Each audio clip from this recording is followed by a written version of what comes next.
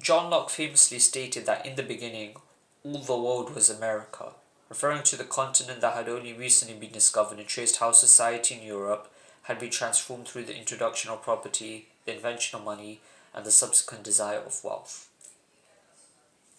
It was a very interesting era in this Enlightenment and post Enlightenment era where there was a discussion about human nature and the role of the state.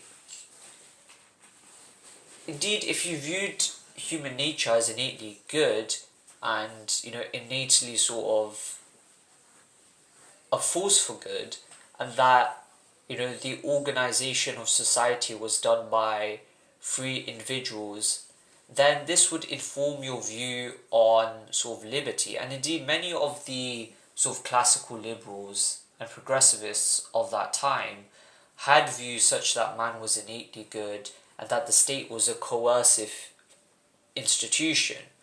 As Rousseau is famously quoted as having said, that man is born free everywhere, but, sort of, man is condemned to be free. Sorry, man is born free but in chains everywhere. And hence, liberals tended to believe in a small, sort of a state that did not interfere in the private lives of the people, yet at the same time that man was innately good.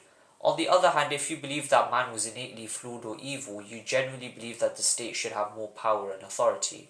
The friend of one assumption was the friend of another assumption, and the enemy of one of these assumptions was generally the enemy of the other assumptions.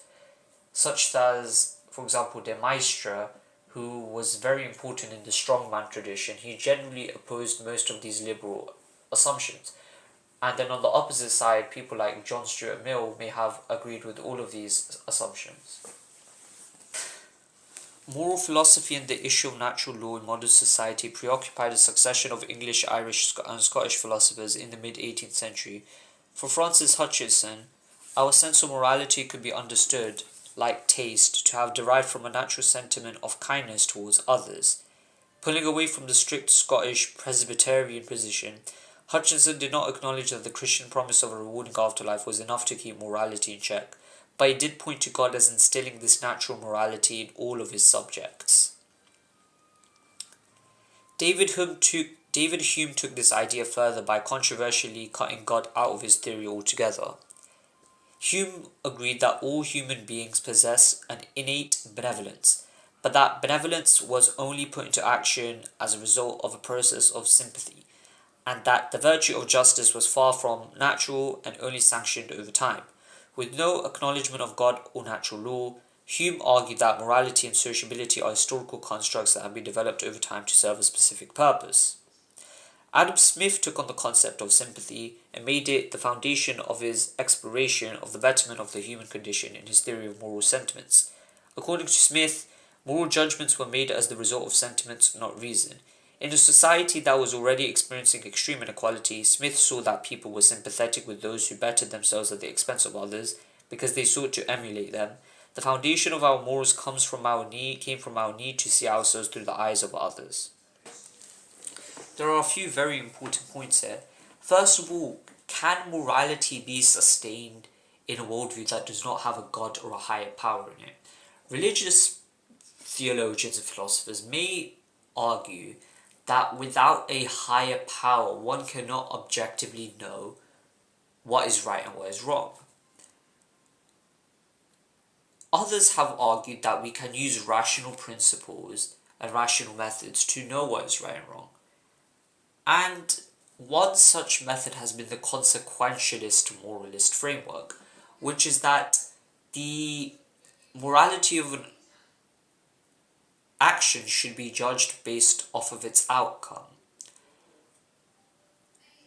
Now, there's also another point to be mentioned here, that how much of morality is sort of influenced by one's individual perception of morality versus one's collective sort of societal understanding of morality.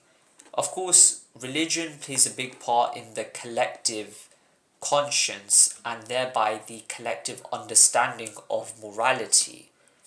And hence we see that a lot of moral teachings that are common even in society today are based very much in religious values and religious teachings. For example, a huge part of the laws in the Western world today are based off of many Christian values, such as do not kill, do not steal, many of the commandments of the Old Testament, and also a lot of the common morality that we have in today's society, such as the golden rule that do unto others as you would have done unto you, treat others as you would have them treat you.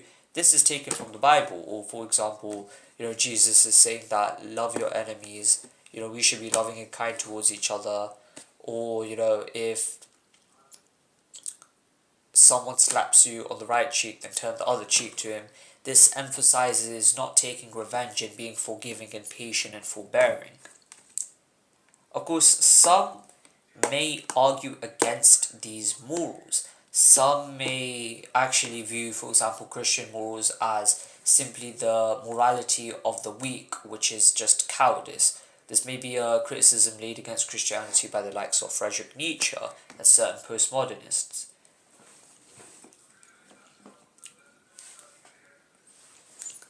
There's also an important point here that a lot of our actions and what we consider to be good actions and thus acting them out in front of other people tends to come because of us wanting to be seen as good by other people.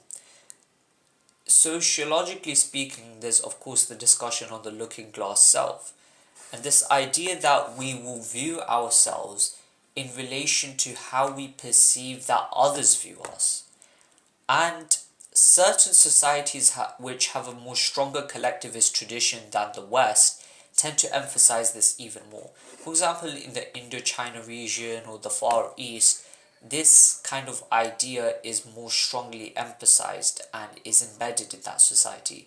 The West, on the other hand, is much more individualistic, so this perhaps isn't as much of a phenomena, yet social pressure and this kind of pressure to conform is still strong in all societies, regardless of which one it may be. There's also an interesting point here that interactionists may try to see how we interpret the world around us and how we attempt to interact with it as trying to manage an impression or impression management of how other people view us. For example, Goffman in his dramaturgical model argues that we are just, social actors playing out certain roles in society. And Bourdieu, for example, argues for the habitus, right? That we are influenced by those around us, by the environment. And there's an interesting discussion that we are very much influenced by all of these structural factors. Now, one critique perhaps of this is that it downplays the role of individuality. And the fact remains that we are free individuals with free will, with the ability to understand the world in our own ways. And to simply view everything through a very collectivist lens may not be pertinent. Especially, for example, postmodernists may argue that society is increasingly more fragmented and diverse now, and hence it's not necessarily the case that we are just completely influenced by these structural and societal factors. Rather, we have more freedom to choose how to behave. Now, and there's also perhaps a discussion to be had here about the public-private distinction, that how we act in public is very much different to how we act in private. And it may also be the case that we may do certain acts in private which we don't deem as okay to do in public. And it's very interesting because the Islamic tradition actually emphasizes that, public sins in general are perhaps have certain punishments for them, but if performed in private, they can't be punished. Because, for example, the Caliph Umar, when in the period of his caliphate, he was passing by a house which had people partying in it and drinking in it, he did not spy on those people and he did not punish them because spying had been forbidden in the Quran. And also there's a tradition And the Prophet Muhammad, peace be upon him, there's a tradition narrated from him that those sins which, to the likes of, I don't remember the exact wording, but to the likes of that, those sins committed in private shall be forgiven, and those committed in public shall not.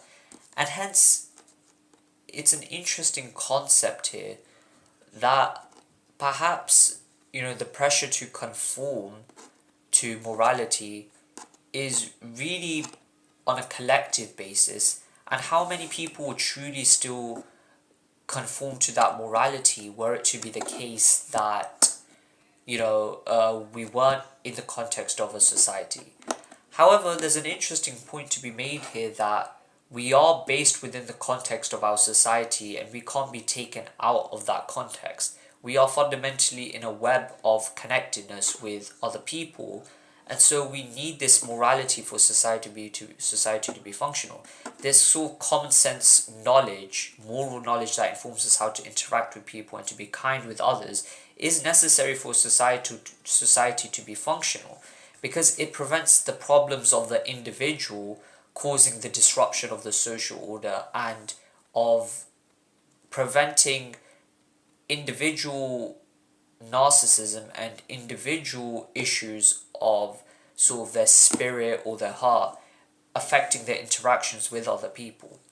Indeed, individual morality may stress the reform of individuals, but societal morality is also needed so that we can still interact with one another in a kind and respectful manner. This doesn't mean that we should emphasize one over the other, both are important, but we still need these common societal mannerisms in order to be able to interact and be together as a society and not disrupt the social order.